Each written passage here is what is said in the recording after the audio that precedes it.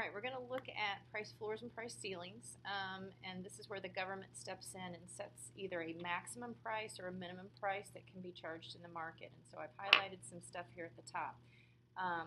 Once again, that idea of the invisible hand, if the market is left alone and we allow buyers and sellers to communicate through prices, they send each other signals, and the price is going to adjust itself.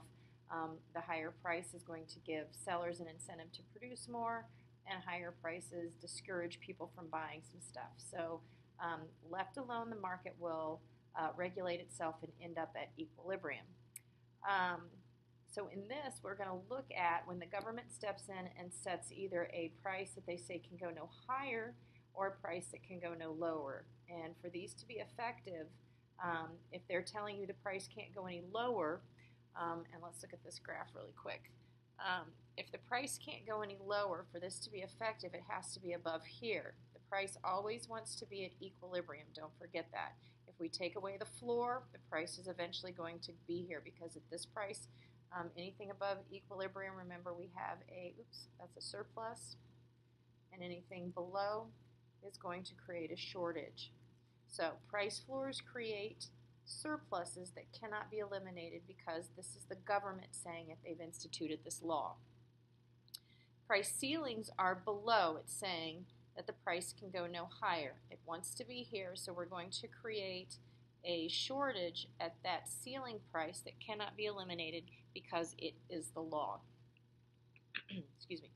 All right, so looking down here, price floors and ceilings can be plotted with supply and demand curves. So we're going to look at that to answer the question. So what is the market price? So if the government stayed out of this, it's going to reach, that's what the market wants. And so that's $50, and the quantity demanded here is $120. All right, so the market price is going to be $50. And I'm going to move this page, but you should have that and be able to flip back and forth to it as you're going through this. So what is the quantity demanded and what is the quantity supplied at that market price? If we look at the market price, we are at equilibrium. So the quantity demanded is 120 and the quantity supplied is 120. So everybody is happy. We don't have any surpluses and we don't have any shortages.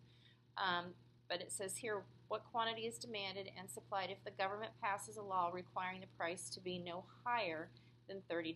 So looking back at your graph, the ceiling is instituted at $30. And so what we can see is that our quantity demanded is 160. Go over to where it hits that price line, or excuse me, the demand line, and it's 160. But you can see that the quantity supplied, where we hit the supply curve and go down, we're only at a quantity of 60. So people want 160, but at that price, they're only willing to supply 60. So we are short here. We're below equilibrium. Our quantity demanded is greater than quantity supplied, so we have a shortage, and we take what they're willing to supply versus, or what we want versus what they're willing to supply, and we have a shortage of 100 units of whatever this is. Number 4 says we have a price floor. So the government's going to come in and say the price can go no lower than $80. So our quantity demanded is where we hit first. So you take that $80 over to where it hits that first demand curve. Quantity demanded at 80 is $60. Our quantity supplied is 210. So they're willing to supply more than we're willing to buy at that particular price, which gives us a surplus. I'll get this right. So they want to supply 210. We only want 60. So there is a surplus of 150. We're not going to talk about consumer surplus or total surplus, but what you definitely need to know down here, is society better or worse off after the floor is imposed? And they are definitely worse off. We'll circle worse off. And who gains from the floor? The only people who are going to gain are going to be those first people that hit that quantity demanded. So if we're talking about a minimum wage, it's only going to be this many people that are going to gain from that particular floor.